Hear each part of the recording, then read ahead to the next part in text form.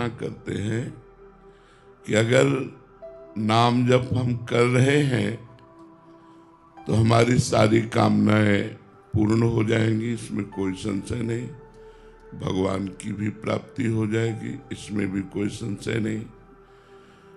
हमारे जीवन में जितनी त्रुटियां हैं, विश्वास कीजिए नाम जप के बल से वो सब दूर हो जाएंगी। पर ये 10 नामापराध हैं जो हम अपनी तरफ से आपको बता रहे हैं बिना प्रश्न किए। नाम जप करने पर भी आपको लाभ नहीं प्राप्त होगा। अगर ये 10 नामापराध आपके जीवन में है तो आप नाम जप करेंगे तो भी आपको लाभ नहीं प्राप्त होगा। फिर आप नाम पर अश्रद्धा कर लेंगे कि हमको इतने दिन हुए नाम जप करते हुए और हमें कोई लाभ नहीं प्राप्त हुआ। तो हमारी प्रार्थना है कि नाम जप थोड़ा भी हो लेकिन इन 10 नामापराध से बच करके हो। तो ध्यान पूर्वक सुनिए। 10 नामापराध में पहला अपराध है संत पुरुषों की निंदा। सबसे पहला अपराध है, क्योंकि नामदाता कोई न कोई संत सदगुरु ही होते हैं जिनसे हमें नाम मिला। जैसे आप राधा नाम जप करते हैं तो आपने किसी संत के मुख से सुना कि राधा नाम, आप राम नाम जप करते हैं, आप शिव नाम जप करते हैं, आप कृष्ण नाम जप करते हैं, तो किसी न किसी संत से सुना। यदि नाम जपते हुए आप किसी भी संत की निंदा करेंगे तो वो नामापराध आपके ऊपर लागू हो जाएगा और वो नाम आपको फल नहीं प्रदान कर पाएगा। इसलिए जीवन में परदोष दर्शन, परदोष श्रवण और परदोष कथन से बचा जाए तो यह अपराध होगा ही नहीं। जैसे कोई आपके सामने ऐसा दृश्य उपस्थित है जो गलत है, यदि हमारा मित्र है, हमारा शिष्य है, तो हम उसे समझा सकते हैं। यदि वो नहीं है तो तेरे भावे जो करे भलो बुरो संसार, नारायण तू बैठ के अपनो भवन बुहार। हमें चाहिए कि वो भला करे वो बुरा भगवान जाने। हमको अपने हृदय में वो बुराई न देखनी है न कथन करनी है, अपने हृदय को बुराई से बचाना है। तो हम किसी की भी निंदा ना करें। पर निंदा किए ते आवत नहीं कछु हाथ, मूरख पर्वत पाप को ले चल अपने साथ। पराई निंदा करने से हाथ तो कुछ लगता नहीं, पाप की गठरी बांधकर हमें नरक जाना होता है। और भक्तन निंदा अति बुरी, भूली करे जिन कोय, किए सुकृत बहु जन्म के छिन में डारे खोए। भक्तों की निंदा तो बहुत बुरी है, भूल करके भी नहीं करना चाहिए। यदि भक्तों की निंदा हुई तो बहुत जन्मों के पुण्य एक क्षण में नष्ट हो जाएंगे। साधु अवज्ञा तुरत भवानी, कर कल्याण अखिल के हानि। तो हमको संत द्रोह, वैष्णव द्रोह, गुरु द्रोह ये महान अपराध हैं, इनसे बचना चाहिए। ये ध्यान रख लीजिए। नाम जापक कभी किसी संत की निंदा न करे, कभी किसी वैष्णव की निंदा न करे, कभी गुरुजनों की निंदा न करे। फिर नाम जप करे तो नाम का अपराध नहीं लगेगा और नाम फलीभूत होगा। अब दूसरा नामापराध, भगवान शंकर और भगवान श्री हरि में भेद मानना, उनके नामों में भेद मानना। जैसे एक प्रसंग आता है रामचरितमानस में, काकभूषुंड जी अपने पूर्व के जीवन चरित्र का वर्णन करते हैं कि मैं एक ब्राह्मण बालक था, अवध में जन्मा था, पर भगवान शंकर के चरणों में मेरी बड़ी प्रीति थी। तो उज्जैन में हमने दीक्षा प्राप्त की।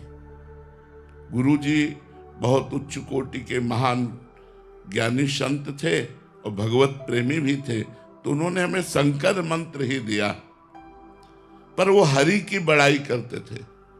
तुमने गुरुजी से द्रोह हो गया, ऐसा नहीं होना चाहिए। उसका परिणाम क्या हुआ कि गुरु से उपेक्षा होने लगी, अश्रद्धा होने लगी। तो गुरुजी आए और उन्होंने उठकर प्रणाम नहीं किया, ये भारी अपराध है। गुरु के सामने पहुंचने पर सर झुक जाना चाहिए और हो सके तो पंचांग प्रणाम करना चाहिए और हो सके तो साष्टांग प्रणाम करना चाहिए। गुरु साक्षात परब्रह्म। तो उन्होंने कि क्या गुरु जी को प्रणाम करना, उन्होंने प्रणाम नहीं किया। उसी समय भगवान शंकर असंतुष्ट हो गए। जिनका वो अनन्य था, जिनका मंत्र जप करता था, उन्होंने ही आकाशवाणी हुई कि अरे दुष्ट, अजगर के जैसा बैठा रहा, तेरे गुरुदेव पधारे और तो उठ करके प्रणाम नहीं किया। जब मैं शाप देता हूं 1000 बार अजगर योनि को प्राप्त हो, 1000 जन्म तुझे अजगर योनि के प्राप्त हो। अब तो गुरुजी ने जब ये आकाशवाणी सुनी तो करुणा से विकल हो गए कि ये बेचारा ज्ञानी जीव कितना भारी कष्ट प्राप्त करेगा। तो नमामि शमीशान निर्वाण रूपम, इस स्तोत्र का गायन किया। जब गुरुजी ने हृदय भरकर भगवान शिव की प्रार्थना की तो भगवान शिव प्रसन्न हो गए और कहा, तेरे गुरु की करुणा देख करके साप तो दिया वो अमोघ है, पर तेरा जो जन्म मरण होगा बहुत जल्दी जल्दी हो जाएगा और जन्म मरण में जो दुख होता है वो तुझे नहीं होगा और मेरे प्रताप से अब अविचल राम भक्ति तेरे हृदय में जागृत होगी। तो ये दूसरा नामापराध है, भगवान शिव और श्री हरि में भेद करना, भगवान शिव और श्री हरि के नाम में भेद करना। आजकल लोग समझते नहीं हैं। कुछ वैष्णव शैव की निंदा करते हैं, कुछ शैव वैष्णव की निंदा करते हैं और दोनों परमार्थ से अपने आप को खाली कर देते हैं। जो शैव होकर वैष्णव की निंदा करेगा, जो वैष्णव होकर शैव की निंदा करेगा, वो दोनों अपने परमार्थ से भ्रष्ट हो जाएंगे। इसलिए ये दूसरा नामापराध, भगवान शिव और भगवान श्री हरि में भेद न करना, उनके नाम में भेद न करना। तीसरा, नामदाता गुरु का कभी भी किसी भी तरह से अपमान न करना। हमारा सर्वस्व गुरुदेव का है, तन मन धन प्राण सर्वस्व गुरुदेव के है। हम गुरुदेव को कभी अपमानित न करें, गुरुदेव को कभी नीचा न दिखाएं, गुरुदेव को कभी हम ऐसे अपशब्द न कहें, उनकी अवज्ञा न करें। अगर अवज्ञा करेंगे तो चाहे जितना नाम जप कर लें, हमें भगवत प्राप्ति नहीं होगी। क्योंकि मोक्ष मूलम गुरु कृपा। गुरु यदि प्रसन्न हृदय से होकर के, शिष्य के किसी आचरण से प्रसन्न होकर के, मान लो गुरु के द्वारा कोई ऐसा कार्य हो गया और आपने अपने गुरुदेव के प्रति कि ये तो मेरे प्रभु हैं और बिल्कुल शांत रहे, तो गुरुदेव जान रहे हैं कि मैंने प्रतिकूलता की, मैंने अपराध किया, और वो हृदय से जब आशीर्वाद देंगे तो निश्चित भगवत प्राप्ति हो जाएगी। मोक्ष मूलम गुरु कृपा, मोक्ष का मूल गुरुदेव की कृपा है।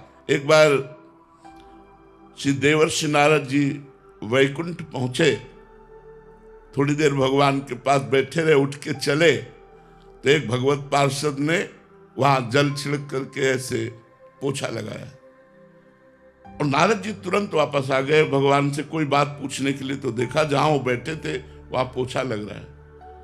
देवर्षि नारद जी ने कहा, प्रभु जहां हम बैठे थे वहां पोछा लग रहा है इसका। तो बोले, आप निगुड़ा हो, अभी गुरु नहीं बनाया। मेरे भजन के प्रताप से मेरी प्राप्ति तो हो गई, लेकिन आप अभी परम पवित्र नहीं हुए क्योंकि गुरुदेव का वरण नहीं किया। ऐसा कई प्रसंग महाभागवतों के आते हैं। देवर्षि नारद जी ने कहा, प्रभु तो आप ही बता दीजिए मैं गुरु किसको बनाऊं। तो उन्होंने कहा, कल प्रातः काल ब्रह्म मुहूर्त में जिसके पहले दर्शन हो जाए उसी को गुरु बना लेना। भगवान ने ऐसी लीला की कि प्रातः काल बहंगी टांगे हुए उसमें पानी भरने के लिए जो कहार जाता है वही रूप धारण करके भगवान पहला दर्शन किया। उनके मन में क्षोभ हुआ, यार क्या इनको गुरु क्या। दूसरे दिन भगवान के पास पहुंचे, भगवान ने कहा, गुरु दर्शन हुए? बोले, गुरु दर्शन तो नहीं हुए, कहार के दर्शन हुए जो पानी भरने वाला। बोले, गुरु की जाति पर दृष्टि रखी, गुरु की क्रिया पर दृष्टि रखी। जाओ मैं तुम्हें शाप देता हूं, 84 लाख योनियों को बार बार भोगो, जन्मों मरो। तो देवर्षि नारद जी चरणों में गिर गए और कहा, प्रभु मेरा निस्तार कैसे होगा? तो उनका उन्हीं गुरुदेव से पूछो जाकर। तो दोबारा जब वहां गए तो वही गुरुदेव पानी भरते हुए दिखाई दिए, गए, साष्टांग दंडवत हुए और उन्होंने पूरी घटना बताई और कहा, मेरी दृष्टि आपके प्रति दोषमयी हो गई थी, तो भगवान ने मुझे शाप दे दिया 84 लाख योनियों में बार बार जन्मने मरने का। प्रभु मैं कैसे इससे मुक्त हूं? तो देवर्षि नारद जी को गुरुदेव ने कैसे मुक्त किया? ऐसे अंगुली से भूमि में एक घेरा बनाया, 84 बिंदु बनाए, बोले इनमें लौट जाओ। लौट गए, बोले जाओ 84 लाख योनियों से मुक्त हो गए। गुरु कृपा एक क्षण में 84 लाख योनियों से मुक्त कर दिया। तो गुरु द्रोह नहीं होना चाहिए। अगर हमने अपने जीवन में गुरुदेव बनाया है तो हम इतने सहनशील हों, इतने उदार हों कि कोई छोटी मोटी बात भी पड़ जाए तो अपने गुरुदेव के चरणों की तरफ ही देखें, हम कभी उनको अपमानित न करें, उनसे द्रोह न करें। यदि हम गुरु द्रोह करेंगे तो हम चाहे जितना भजन कर लें, हमारा मंगल नहीं हो सकता, हमें शांति प्राप्त नहीं हो सकती, हमें भगवत प्राप्ति नहीं हो सकती। चौथा, किसी भी शास्त्र की निंदा न करें। मानो आपको कोई भी शास्त्र प्रिय है तो किसी दूसरे शास्त्र की, वेद शास्त्रों की, पुराणों की, संत वाणियों की निंदा न करें। किसी की निंदा न, अपने अपने मार्ग हैं, शास्त्रों में बहुत से मार्ग हैं। आप किसी एक मार्ग के अनुयायी हैं तो आप चलें, अन्य शास्त्रों की निंदा न करें। जैसे कुछ निराकार उपासना को मानने वाले पुराणों की निंदा करते हैं, कुछ वेदों की निंदा करते हैं। निंदा करेगा तो चाहे जो मंत्र जप करे कभी सिद्ध ही नहीं हो सकता। इसलिए वेद, शास्त्र, पुराण इनकी कभी निंदा न करे। पांचवा, भगवान के नामों की महिमा कही गई है तो ये कभी न सोचे कि ये तो केवल स्तुति मात्र, इतनी महिमा तो नहीं है। अगर नाम में अर्थवाद की भावना करे, अर्थवाद का मतलब होता है बड़ी ऊंची ऊंची बातें नाम की महिमा में कही गई। जैसे अपने लोग जब वर्णन करते हैं, नाम के समान कोई तीर्थ नहीं, नाम के समान कोई पुण्य नहीं, नाम के समान कोई ज्ञान नहीं, नाम के समान कोई धर्म नहीं, नाम के समान नाम ही है, नाम से बढ़कर कुछ नहीं है। अब उसे यह न समझे कि एक नाम लेने मात्र से त्रिभुवन का कल्याण हो सकता है, ऐसा वर्णन। तो ये न समझे कि यार ये स्तुति मात्र है, अर्थवाद मात्र है। ऐसा समझना नाम का पांचवा अपराध है, नामापराध है। छठा, भगवान के नाम से पापों का नाश होता है। सुना आपने, अब सुबह से पाप करना शुरू किया शाम तक, और शाम के बोले राम राम राम राम, कृष्ण कृष्ण कृष्ण, राधा राधा राधा, बोले पाप तो नष्ट ही हो जाते हैं। तो कह रहे हैं इस प्रकार से नाम के बल से पाप करने वाला वो छठे नामापराध को प्राप्त होता है, उसका पाप नष्ट नहीं होगा, वो नरक को जाएगा। नाम के बल से पाप नहीं करना। हमसे पाप हो गए तो नाम सब पापों का नाश कर देगा, पक्की बात है। लेकिन ये सोचकर कि ये मैं पाप करूंगा और शाम के नाम जप कर लूंगा तो मेरा पाप नष्ट हो जाएगा, तो नाम के बल से पाप करना ये छठा नामापराध है। सातवां, जैसा अभी वर्णन किया, नाम के समान केवल नाम है, न कोई यज्ञ है, न कोई तप है, न कोई दान है, न कोई व्रत है। एक आदमी नाम जप कर रहा है, एक आदमी यज्ञ कर रहा है, तो जो नाम जप कर रहा है वो परम पद को प्राप्त होगा। जो यज्ञ कर रहा है वो बहुत से बहुत स्वर्ग लोक को जाएगा, बहुत से बहुत तप लोक को जाएगा। जो तपस्या कर रहा है वो तप लोक, जो दान कर रहा है स्वर्ग लोक, जो व्रत कर रहा है वो स्वर्ग लोक, लेकिन जो नाम जप कर रहा है वो भगवान को प्राप्त होगा। देखो, जैसे अंतिम समय अपने पुत्र नारायण को पुकारा, ना कि भगवान को, नारायण, उसी समय भगवत पार्षद आ गए और अजामिल को परम पद की प्राप्ति हुई। तो कह रहे नाम के बराबर कुछ न समझना।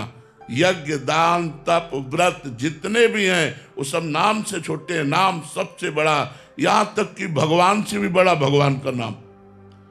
तो नाम की बराबरी करना किसी से, ये सातवां नामापराध है। आठवां, पैसे के लोभ से किसी को नाम का उपदेश करना, और जबरदस्ती वो नहीं चाह रहा फिर भी उसको दीक्षा दे देना। नाम ना सुनने वाले अश्रद्धालु को नाम का उपदेश करना ये ठीक नहीं बनता। हम नाम कीर्तन करें, और जब कोई नाम की दीक्षा लेना चाहे तो हम उसे नाम, जैसे नाम दीक्षा, भगवत दीक्षा, इनके लिए नियम है कि आप प्याज लहसुन नहीं पाएंगे, आप मांस मदिरा आदि का सेवन नहीं करेंगे, उसमें कुछ नियमावली, उन नियमों को माने फिर दीक्षा प्रदान करें। तो श्रद्धा रहित, सुनना ना चाहने वाले व्यक्ति को किसी लोभ से नाम का उपदेश करना ये 8वां नामापराध है।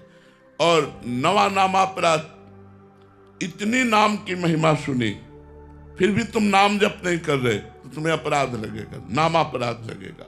जब इतनी नाम की महिमा भगवान ने कृपा करके संतों से सुनाई तो आपको नाम जप का नियम ले लेना चाहिए कि आज से 11 माला जपूंगा, आज से इतना नाम जप करूंगा, उसका नियम ले लेना चाहिए। अगर नियम नहीं लेते, नाम जप नहीं करते तो आप अपना पतन करते हैं, आपके ऊपर 9वां नाम अपराध लागू हो जाएगा। और 10वां, नाम की महिमा सुनकर, सत्संग सुनकर भी अहंकार का त्याग न करना। मेरा ये पद, मेरा ये, मैं और मेरे के फेर में फंसकर विषय भोगों में आसक्त होकर भगवान के नाम का आश्रय न लेना, ये 10वां नामापराध है।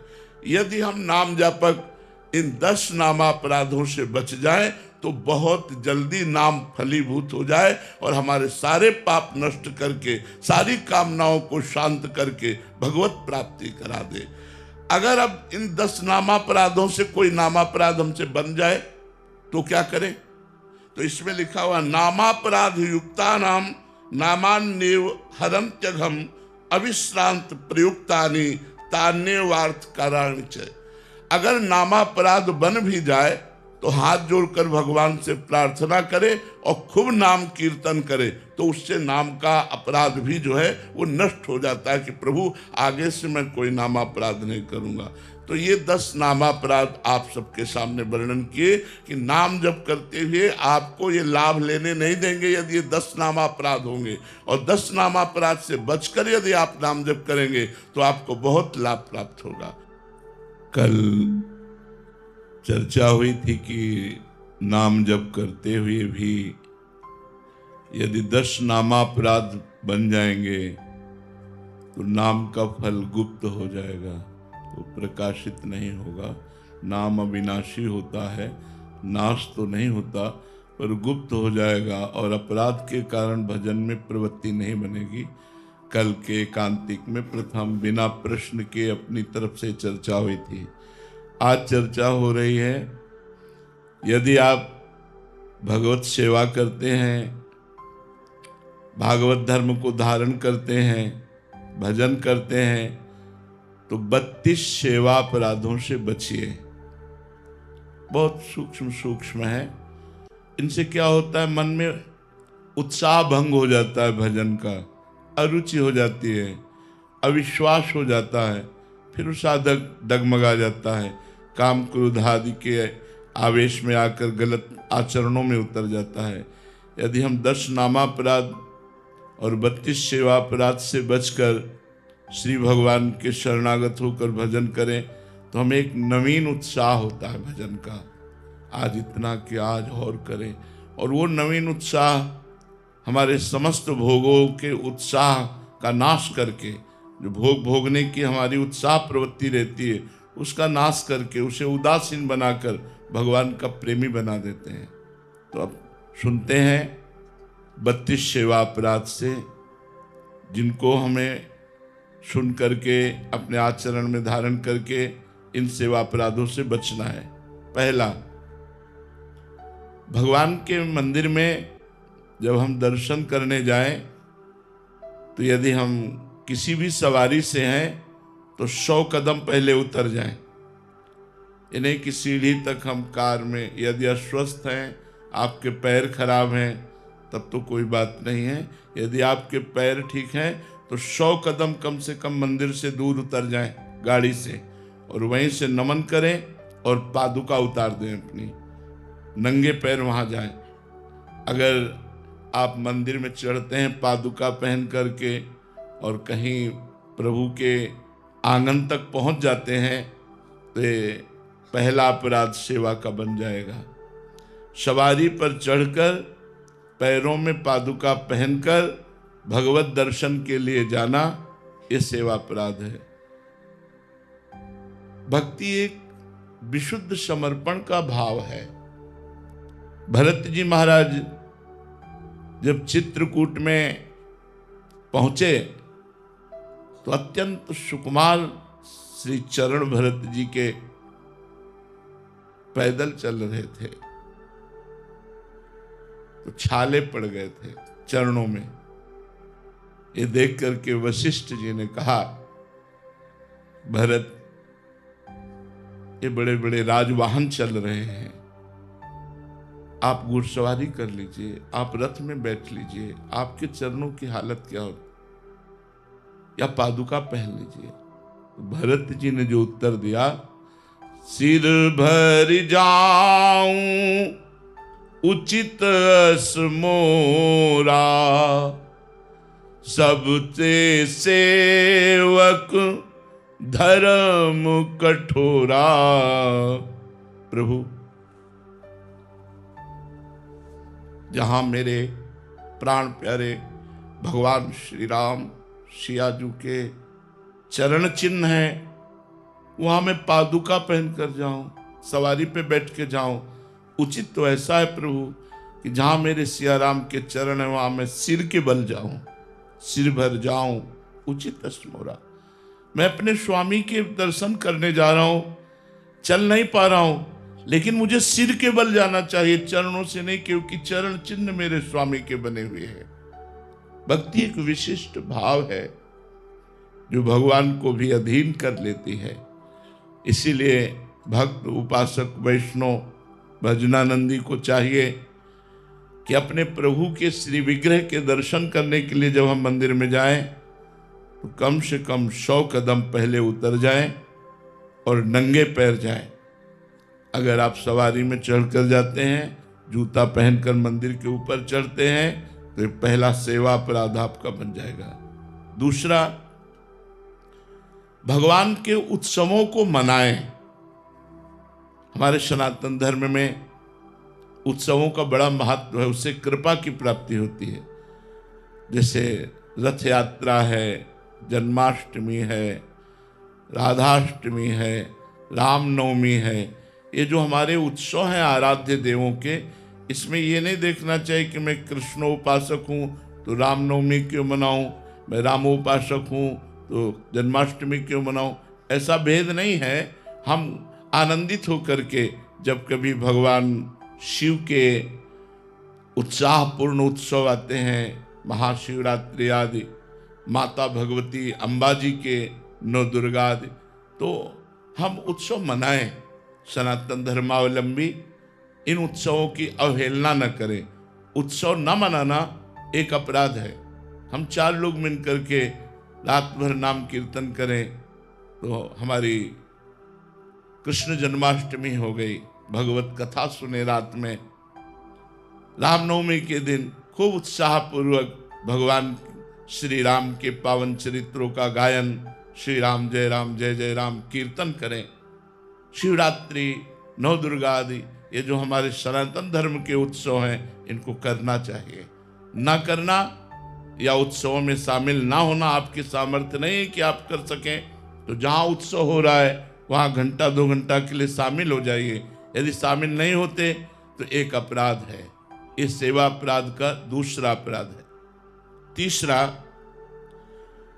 भगवान के श्री विग्रह के सामने जाकर प्रणाम न करना। भगवान के सामने गए, आप ऐसे खड़े, भगवान साक्षात विराजमान है। अर्चावतार भगवान के जैसे और अवतार हैं, ऐसे भगवान जो विग्रह में विराजमान है ये अर्चावतार हैं। तो भगवान के सामने जाकर के सबसे पहला काम होना चाहिए साष्टांग प्रणाम करें, पंचांग प्रणाम करें। साक्षात भगवान विराजमान है। आप बिल्कुल संशय मत कीजिए कि ये तो मूर्ति है। जाकी रही भावना जैसी प्रभु मूर्ति देखी तीन तैसी। अगर आप भावना करेंगे मूर्ति है तो मूर्ति है, नहीं तो साक्षात बिहारी जी विराजमान है, किसी मूर्तिकार की रचना नहीं, साक्षात राधा वल्लभ लाल, साक्षात राधा रमण जी। ये हम पर कृपा करके विराजमान है, हमारी सामर्थ्य नहीं कि हम इनको देख सकें, तो ये अर्चा विग्रह के रूप में विराजमान है। एक बार भगवान श्री कृष्ण को साष्टांग प्रणाम करने वाले को 10 अश्वमेध यज्ञ के अवभृत स्नान का फल प्राप्त होता है। एकोपि कृष्ण कृतः प्रणामो दशाश्वमेधा अवृतेन तुल्यः। दशाश्वमेधी, जो 10 अश्वमेध करने वाला है वो पुनरेपि जन्म, बड़ी बात है, लेकिन कृष्ण प्रणामी न पुनर्भवा। जो एक बार श्री कृष्ण को साष्टांग लेट कर प्रणाम करता है, 10 अश्वमेध यज्ञ के अवभृत स्नान का फल मिलता है।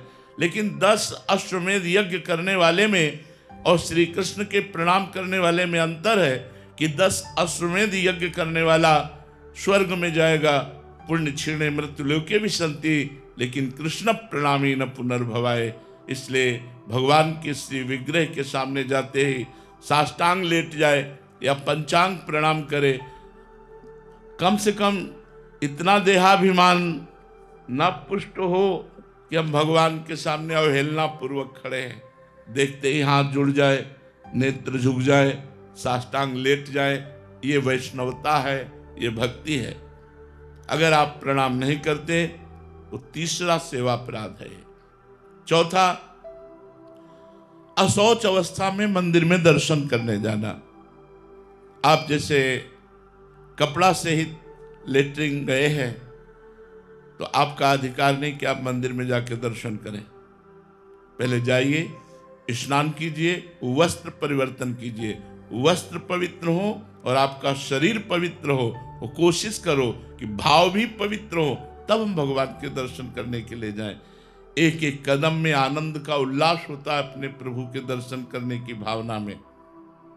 यदि आप खड़े खड़े लघु शंका करते हैं, आपके वस्त्रों में पेशाब के छींटे पड़ते हैं, आप अपवित्र हैं, मंदिर जाने के योग्य नहीं है, इसीलिए बुद्धि भ्रष्ट हो जाती है, कोई भाव नहीं आता, कोई अनुभव नहीं आता। नहीं, आपसे सच्ची कहते हैं, प्रभु के जो श्री विग्रह हैं, हमने अब वो सब बातें नहीं बताई जाती, मतलब ये साक्षात हैं। आपको हम ये कह रहे साक्षात हैं, एक एक बात आपकी सुनते हैं, एक एक बात देखते हैं, हम कैसे तुम्हें बताएं। ये प्रभु जो श्री विग्रह में आप केवल भाव करके देखिए, वो हमारे भावों को ग्रहण करते हैं। जो प्यार से उनसे बात करो ना, सेकंड में उत्तर आता है, सेकंड में ऐसे बात करो और स्फुरित हो गया, उत्तर स्फुरित हो गया। ये प्रभु विराजमान है, तो हम अपने प्रभु के अशौच अवस्था में मंदिर दर्शन करने न जाएं। जब हमारा शरीर अपवित्र हो, हमारे वस्त्र पवित्र हो, हमारा मुख अपवित्र हो। मुख में 3 बार आचमन करें, कृष्णाय नमः, गोविंदाय नमः, अच्युताय नमः। दाहिने अंगूठे से ऐसे करके हाथ पैर धो के पवित्र होकर भगवान के दर्शन करने जाए। अपवित्र दशा में वस्त्र अपवित्र, शरीर अपवित्र, मुख अपवित्र, ऐसी दशा में भगवत दर्शन करना अपराध माना जाता है मंदिर में जाकर के। 5वां, एक हाथ से भगवान को प्रणाम करना। ये शास्त्रीय पद्धति नहीं है। संत या भगवंत को दोनों हाथ जोड़कर प्रणाम किए जाते हैं। दोनों हाथ जोड़कर संतों को प्रणाम करते हैं और भगवान के सामने दोनों हाथ, ऐसे भगवान को नहीं किया जाता। ऐसे करना एक 32 सेवा अपराधों में एक अपराध है। एक हाथ से भगवान को प्रणाम नहीं करना चाहिए। ये 5वां अपराध है जो एक हाथ से प्रणाम करते हैं। 6ठा, जब हम भगवान की परिक्रमा देते हैं तो हमारे श्री ठाकुर जी महाराज की 4 परिक्रमा होती है। तो परिक्रमा में आप ऐसे जब चारों तरफ घूमते हैं तो श्री विग्रह के सामने जब आते हैं तो प्रत्येक परिक्रमा में रुकना चाहिए और रुककर प्रणाम करना चाहिए और फिर परिक्रमा देनी चाहिए। जैसे हम ठाकुर जी की ऐसे परिक्रमा दे रहे हैं तो ऐसे परिक्रमा करके आए, फिर प्रणाम किया, फिर दूसरी परिक्रमा, फिर प्रणाम, फिर तीसरी परिक्रमा, फिर प्रणाम, फिर चौथी परिक्रमा, प्रणाम। बहुत महत्वशील है। भगवान की परिक्रमा करना विश्व ब्रह्मांड के समस्त पुण्यों में सर्वश्रेष्ठ है। पृथ्वी की परिक्रमा कर लो, सब तीर्थों की परिक्रमा कर लो, तो तीर्थपाद तो भगवान है, भगवान की परिक्रमा कर ली, सबकी परिक्रमा हो गई। अगर 4 परिक्रमा श्री भगवान के मंदिर की कर ली, पूरी पृथ्वी की परिक्रमा हो गई, क्योंकि जितने तीर्थ हैं वो संत और भगवंत के द्वारा ही प्रकाशित हैं, और संत भगवंत से हैं, और भगवान स्वयं प्रिया प्रीतम विराजमान, उनकी जब परिक्रमा कर ली तो सबकी परिक्रमा हो गई। 4 परिक्रमा, और ऐसे रुक करके, जो बिना रुके हुए ऐसे घूमते रहते हैं, वो 32 सेवा अपराधों में ये 6ठा सेवा अपराध है। 7वां, श्री भगवान के श्री विग्रह के सामने पैर फैला के बैठना। मानो आपकी गांठों में दर्द है, आप मंदिर में बैठे तो भगवान के सामने ऐसे पैर फैला दिए, ये अपराध है, आपके पुण्य नष्ट हो जाएंगे। अगर आपके पैर दर्द करते हैं तो आप खड़े खड़े या बैठे बैठे जैसे बने दर्शन कर लीजिए, हट जाइए सामने से, उनके सामने ऐसे, जो नहीं जानते हैं वो और पैर ऐसे सामने फैला दिए, वो अपराध है। भगवान के श्री विग्रह के सामने ऐसे पैर करके फैलाना, ये 32 सेवा अपराधों में 7वां सेवा अपराध है। 8वां, भगवान के श्री विग्रह के सामने घुटने लपेट कर हाथों से बांध कर बैठना। ऐसे जो घुटने ऐसे कर लेते हैं ना लोग, ऐसे ऐसे वो 32 सेवा अपराधों में 8वां। यही सब हमारी बुद्धि को भ्रष्ट कर देते हैं। बोले मंदिर गए लेकिन कोई लाभ नहीं ले पाए, तो ये सावधानियां हैं। 9वां, श्री भगवान के श्री विग्रह के सामने बैठ गए और जपना चाहिए मंत्र धीरे धीरे। आलस्य, प्रमाद, सोना, अगर आप श्री विग्रह के सामने सो रहे हैं तो आपका अपराध बन रहा है। मत सो, 1 सेकेंड भले ही दर्शन करो, निकल जाओ मंदिर से, तो अपराध तो नहीं बनेगा, 1 सेकेंड के दर्शन का तो लाभ मिलेगा। 10वां, श्री भगवान के श्री विग्रह के सामने कुछ भी पाना, जैसे आपको कुछ भी मिला तो विग्रह के सामने से हट जाइए और फिर प्रणाम करके, प्रसाद है जो भी, चरणामृत है जो भी, वो सामने से हट जाइए। उनको देखते हुए ऐसे सामने ऐसे नहीं पाना, जो भी मिला है सामने से हट जाइए, एकांत होकर पा लीजिए, हाथ प्रक्षालन कीजिए, फिर दर्शन के लिए आ जाइए। 11वां, भगवान के विग्रह के सामने झूठ बोलना कभी नहीं। एक तो वहां बात ही ना करे, अगले में आएगा, लेकिन भगवान के सामने कभी, और गुरुदेव के सामने, ये 2 जगह कभी झूठ नहीं बोलना चाहिए, महत अपराध है। हमें चाहे जितना बड़ा दंड मिले, यदि हमने गलती की है तो अब की है, अब चाहे मुझे क्षमा कर दो चाहे दंड दो, वैसे तो कहीं झूठ नहीं बोलना चाहिए। पर अगर कहीं हमसे झूठ बोल जाता है तो हम जब भगवत आराधना करते हैं तो भस्म हो जाता है। लेकिन भगवान के सामने अगर हम झूठ बोले मंदिर में, गांव में भी किसी बात का प्रमाण लिया जाता था तो बोला जाता था आप मंदिर में चढ़ के बोल दो, हम मान जाएंगे। तो अगर मंदिर में आप हैं तो झूठ कदापि मत बोलिएगा, इतना ध्यान रखिएगा, नहीं वो अपराध बन जाएगा। भगवान के श्री विग्रह के सामने झूठ बोलना। 12वां, श्री भगवान के श्री विग्रह के सामने किसी को जोर से पुकारना, ऐसे नहीं, क्योंकि सरकार विराजमान है। अगर किसी को भी बुलाना है तो सामने से हट जाइए और उसको छू कर बुलाइए, या धीरे से उसको स्पर्श करके, कोई बात कहनी, आवाज जोर दे करके मंदिर में नहीं, आवाज जोर दे करके बुलाना भगवान की अवहेलना होती है, वो अपराध बनता है। भगवान के श्री विग्रह के सामने आपस में प्रपंच की बात करना। 13वां, अब बैठे हैं बातचीत कर रहे हैं, भगवान के श्री विग्रह के सामने पंखा चल रहा है बड़ा आराम से, और भगवान के श्री विग्रह के सामने व्यर्थ की, गांव की, रिश्ते नातों की, आने जाने की, प्रपंच की बातें कर रहे हैं, ये अपराध है। भगवान के सामने बैठकर अगर कुछ करना है तो पद गायन करो, भगवान की महिमा। आज देखो ठाकुर जी कैसी सुंदर पोशाक पहने, आज उनके चरणों में पायल कितने सुंदर है, उन्हीं की शोभा का वर्णन करो, प्रपंच की बात नहीं। या तो मौन होकर नाम जप करो और या तो भगवान की चर्चा करो। हमें लगता है मौन रहकर नाम जप करना सर्वोत्तम बात रहेगी। श्री भगवान के श्री विग्रह के सामने चिल्ला चिल्ला कर उलूल जुलूल बात करना, बेमतलब ऐसे ऐसा वैसा ऐसा, मंदिर में बहुत सावधान। 15वां, श्री भगवान के श्री विग्रह के सामने किसी को दंड देना। मान लो आपकी जेब ही काट ली है, आपकी जेब काट ली, माना उस आदमी को पकड़ लिया, ठाकुर जी के सामने दंड नहीं देना है, इतनी मर्यादा रखी। और 16वां, श्री भगवान के श्री विग्रह के सामने किसी को पीड़ा भरे कट वचन बोलना, मतलब गाली गलौज, ऐसे गंदे वचन बोलना, या ऐसा शापित वाली बात करना, ऐसा कुछ भी बोलना, या श्री भगवान के श्री विग्रह के सामने किसी पर कृपा करना। नहीं, सरकार विराजमान है, वो मान लो कोई कह रहा है कुछ भी वो प्रभु विराजमान, उनसे बात करो, इस समय चुप रहो, शांत। श्री भगवान के श्री विग्रह के सामने निष्ठुरता भरा व्यवहार करना। 19वां, श्री भगवान के श्री विग्रह के सामने कंबल ओढ़ करके जाना। सर्दी का समय है तो मानो एक लोई एक चादर ऐसे डाल लिया, वहां मार कंबल ओढ़कर भगवान के सामने जाना निषेध करता है, शास्त्र निषेध करता है। श्री भगवान के श्री विग्रह के सामने किसी की निंदा करने लगना। भगवान के विग्रह के सामने मौन बहुत जरूरी है। जब आप दर्शन करने जाए तो सीधे आंख मिलाया और दर्शन करते रहो, आंख नीचे किया, मंदिर से बाहर, बच गए, कोई अपराध नहीं लगेगा। श्री भगवान के श्री विग्रह के सामने किसी को स्तुति भरे वचनों से बोलने लगना। अरे भाई आप क्या गाते हैं, आप बहुत ऐसा वैसा बातचीत करने लगे, उसकी बड़ाई करने लगे। स्तुति का मतलब होता है किसी की बड़ाई करना, वो दोष है। श्री भगवान के सामने अश्लील शब्द बोलना। श्री भगवान के श्री विग्रह के सामने अधोवायु छोड़ना। अब जैसे ये एक शारीरिक प्रक्रिया है, आप मंदिर में हैं, आपको अधोवायु का मतलब समझ रहे ना, तो उस वायु को जब वेग आता है तो कहीं भी वो छोड़ देता है ना, तो भगवान के श्री विग्रह के सामने नहीं, सीधे निकलो मंदिर से बाहर, यानी श्री भगवान के श्री विग्रह के सामने छोड़ दिया तो 32 सेवा अपराधों में है श्री विग्रह के सामने अधोवायु का त्याग करना। और 24वां, शक्ति रहते हुए भगवान की साधारण वस्तुओं से सेवा करना।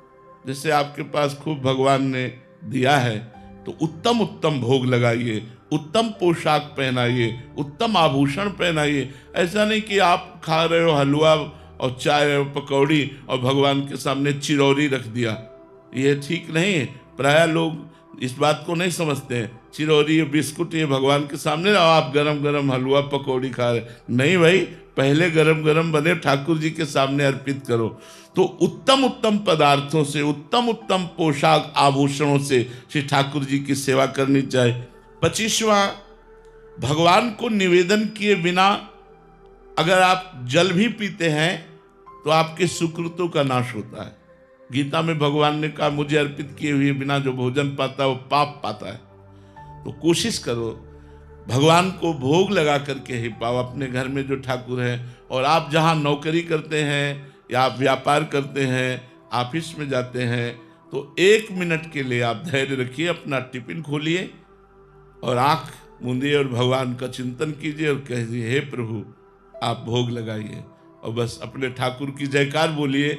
जो भी आपके इष्ट है, जैसे अपने लोग राधा वल्लभ लाल की जय धीरे से बोला और बस फिर प्रसाद पाने लगे। मानसिक भगवान को तो भोग लगाए, जल है अंदर से राधा वल्लभ लाल की जय, प्रभु हमारे हृदय मंदिर में बैठे हो आप पाओ। बिना जयकार किए, बिना अर्पित किए हुए 1 बूंद पानी भी न पियो, देखो आपकी बुद्धि कितनी निर्मल हो जाएगी, कितना भजन में रुचि बढ़ेगी। जो लोग कहते हैं ना भजन में रुचि नहीं बढ़ती, तो अब मनमानी चाट पकौड़ी ऐसे दुकानों में खाते घूमोगे, भजन बढ़ेगा? बिना भगवान को अर्पित के हम कह देखो तुम्हारा मन है आज हम, चलो ठीक है आप ले लो, मान लो वही दुकान पे खाना है, आंख मूंदिए और भाव में आए कि हे प्रभु मेरा मन मतलब आप गोलगप्पा पाना चाहते, राधा राधा राधा वल्लभ लाल की जय, हर गोलगप्पा में राधा बोलिए और पवाइए, देखो आपकी बुद्धि शुद्ध रहेगी, बुद्धि भ्रष्ट नहीं होगी। ऐसे तो फिर मनमानी करने से बुद्धि अपवित्र हो जाती है। 26वां, ऋतु का जो फल है वो जरूर भगवान को भोग लगाना चाहिए। अलग अलग ऋतुओं में फल आते हैं, अलग अलग ऋतुओं में शाक आते हैं, तो शाक फल आदि उत्तम ये ऋतुओं में। आज ठाकुर जी बहुत ठाकुर जी प्रसन्न होते हैं। एक बार चोखा मेला जी महाराष्ट्र के थे, तो ठाकुर जी की आराधना में तो बड़े उच्च कोटि के भावयुक्त महापुरुष थे, तो बाजार जा रहे थे घर की वस्तु लेने, तो देखा केले का ऋतु था, नए नए केले इतने बड़े बड़े पके, तो उन्होंने कहा कि सामान क्या लेना, ठाकुर जी के लिए केला ले लेते हैं। और केला लिए और मंदिर में दरवाजे पर जाकर के आवाज लगाई और भगवत पार्षदों को कहा विट्ठल भगवान को भोग लगा दीजिए। आज इन्होंने हमें प्रेरणा की कि केला। बोले तेरे केला कौन भोग लगाएगा। तो उन्होंने एक तरह से अपमानित करके उनको बड़ा दुख हुआ। आपने हमें प्रेरणा क्यों की, और प्रेरणा क्यों, अगर प्रेरणा की तो आपने मुझे ये धक्का दे के बाहर क्यों, ये क्या लीला है आपकी। मैं तो घर की वस्तु लेने गया था, प्रेरणा आपने की कि केला मुझे चाहिए, मैंने केला खरीद कर जब आपको दिया तो आप अपमानित करवा के मन। मुझे अपमान का दुख नहीं, लेकिन मैंने तो सुना है आप केवल भावग्राही है, किसी का भी हो आप सबके भाव ग्रहण करते हैं। मैं अपने प्राण त्याग दूंगा और जाके घर में सिटकिनी लगाई बस कि न खाऊंगा न पीऊंगा। क्योंकि ऐसा क्या, जे ही ठाकुर जी को वहां रात्रि में शयन कराया गया, दरवाजा खटखटाया, चोखा मेला जी चोखा में, वो अमृत भरी आवाज रह न सके, तुरंत जो खोला तो श्याम कांति और भगवान मधुर मधुर मुरली वादन करने वाले श्री कृष्ण। देखा चरणों में लौट गए, प्रभु प्रभु प्रभु आए और उनकी गोद में बैठ के बोले केला खावा, और वो वैसे ही केला रखे थे। बोले प्रभु मैं चतुरारे, बोले छोड़ो, मैंने कब कहा चतुर्वर्ण का, मैं तो भाव का भूखा हूं, मैं किसी वर्ण या किसी पद प्रतिष्ठा में नहीं बिकता, मैं भाव में बिकता हूं। गोद में बैठ करके चोखा मेला जी की भगवान ने केले, और बोले सुनो ये 2 केले दे दो, रुक्मिणी जी को भी पवाएंगे। वहां विट्ठल भगवान और रुक्मिणी जी महाराष्ट्र में विराजमान है, तो 2 केले पीताम्बर में लिए, अंतर ध्यान हो गए, और अंदर से जाके मंदिर की सिटकिनी बंद कर ली, और 2 केले रुक्मिणी जी को पवा के छिलके आंगन में फेंक दिए। अब जब सुबह हुआ दर्शन के लिए तो बाहर से ताला खोला, अब अंदर से बंद है मंदिर। अब सब परेशान हो गए, कैसे खुला, अंदर कैसे बंद हो गया। तो स्तुति की, बड़ी प्रार्थना की, भगवान से विनय की, तो आवाज आई जाओ चोखा मेला जी को पालकी में बैठाल करके जब लाओगे और वो हमसे प्रार्थना करेंगे तो मंदिर का दरवाजा खुलेगा, नहीं तो नहीं खुलेगा। ऐसा ही करना पड़ा, पालकी में बैठाल के चोखा मेला जी को लाए, और जब चोखा मेला जी ने प्रार्थना की प्रभु दरवाजा खोल दीजिए, फटाक से दरवाजा खुल गया। जो पुजारी जन थे उन्होंने देखा छिलके पड़े, बोले प्रभु छिलके कैसे, बोले चोखा मेला जी के केला के।